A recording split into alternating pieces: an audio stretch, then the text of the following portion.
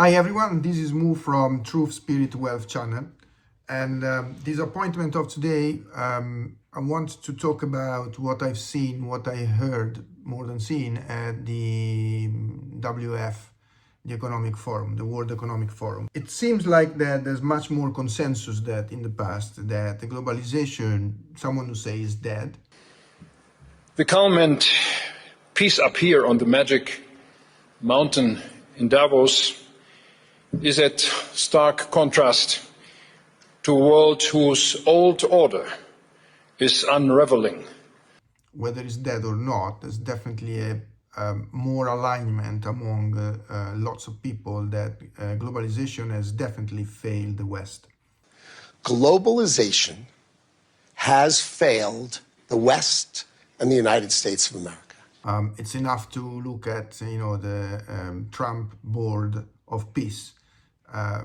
There's no any Western European country, some Eastern European country, and then Asia and Africa. And and essentially also beyond this point, EU and UK consider, at least the traditional media and lots of the politicians that we have currently in Europe and in the UK start considering the US as an enemy.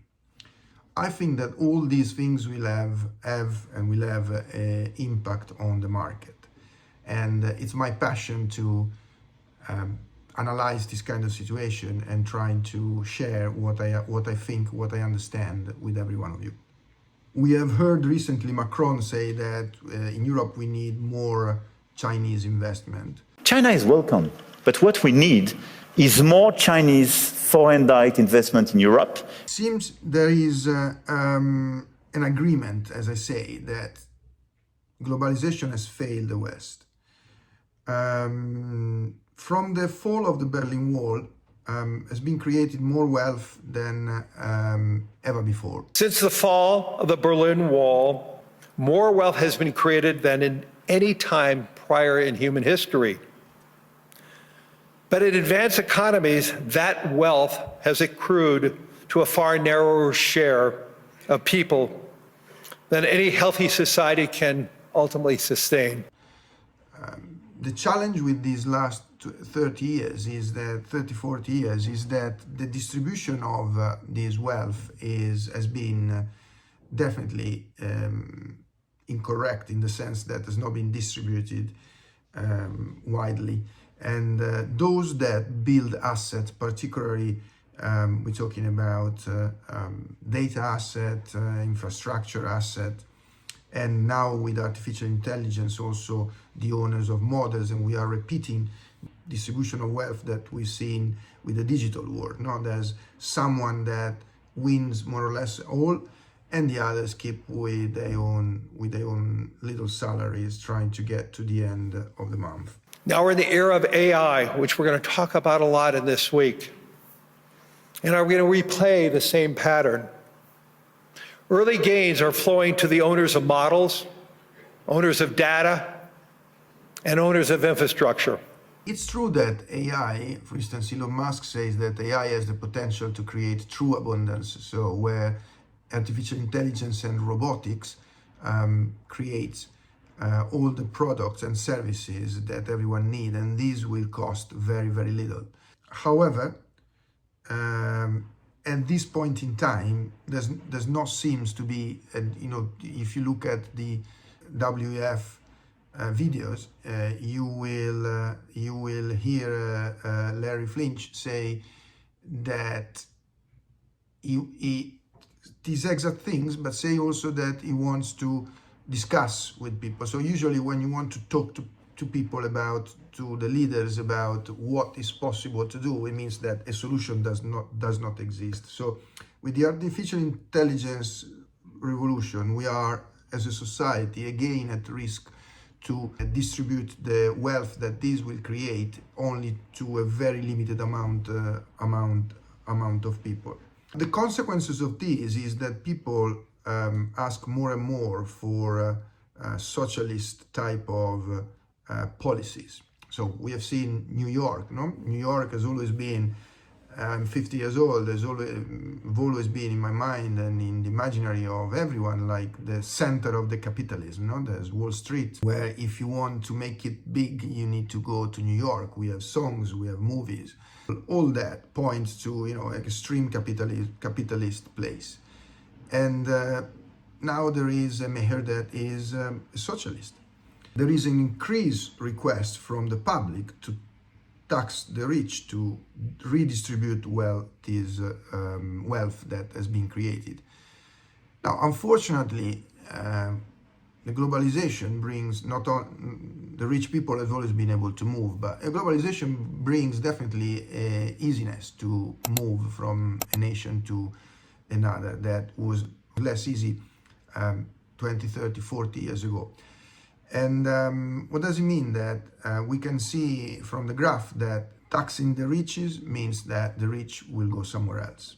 So what does happen in very high level? That there is a class of politicians that promote and propose socialist policies, tax the riches, give services for free, and so on and so forth. Then the riches go away. And so there's less money in the city, in the state, to be distributed, to be shared with those that have low income or those that are in need. And what do you think the government will do in these kind of cases? They will say, okay, let's stop, this is wrong, let's create policies that bring back the entrepreneur, the rich, that create wealth and innovation. Unlikely. We have seen what's happened. What's happened is that start printing money to be shared with the people that vote in a loop that unfortunately we have already seen happening. It's quite evident in the US because of all the information that comes from the US and the attention that there is in this period, particularly because Donald Trump is the president, so all the traditional media pose a very precise attention to everything that he says when he moves, to the policies of what's happened there, and often mystify what really happens. What is the consequences of printing money is inflation. So that means that those that has built or created assets can be, lands, houses, but it can be companies, can be product, services. We'll see the wealth increasing because obviously the cost raise, so your house price will go up. But those that have only a salary will see the capacity to purchase curtailed. This is a loop from which there is not really a solution nowadays. If AI does to white-collar work that globalization did to blue-collar workers, we need to confront that today directly. It is not about the future. The future is now.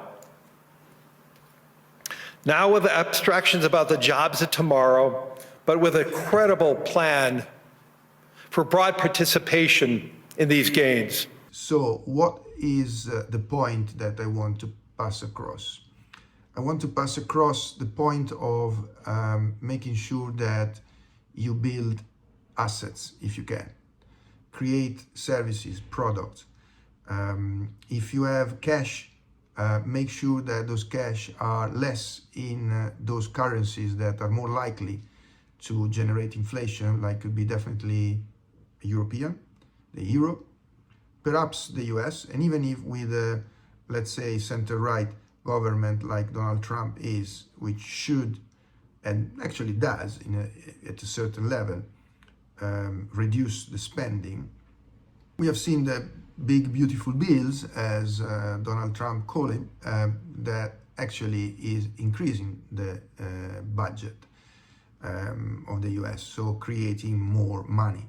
So out of these currencies, and currencies that have less, have more capacity of creating value rather than debt, are definitely the Swiss franc, The debt to GDP ratio is below 40% in Switzerland, while in Europe is an average about 90-100%, in the US is 120-130%, and this debt to GDP ratio increase year on year. Even there are adjustments here and there. Some country does slightly better, some other country does slightly worse, but overall they increase every year.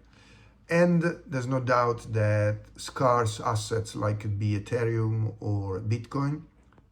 In this video, I will not talk about altcoin, but definitely Bitcoin and Ethereum will be a beautiful investment for medium long term for you and your family. I'd like to thank you very much for listening to me for these 11 minutes, and I wish you all the best, and write your question down below and I will do my best to answer you all. Thank you, grazie, gratias. If you found this content useful, it will help me a lot if you like and subscribe. Thank you very much.